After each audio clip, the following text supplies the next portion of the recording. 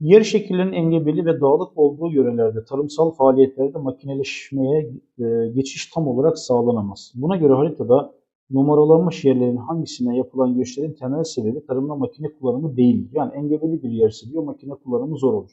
Baktığımızda 1 numara Güneydoğu düz. 3 numara arkadaşlar Aksaray çevresi düz. 4 numara Ankara Konya çevresi düz. 5 numara özellikle Kütahya Afyon çevresi düz. Bakın 2 numara Hakkari çevresi engebeli. O zaman 2 numaralı bölgede makine kullanımı arkadaşlar yer şekillerinin yapısından dolayı oldukça imkansız.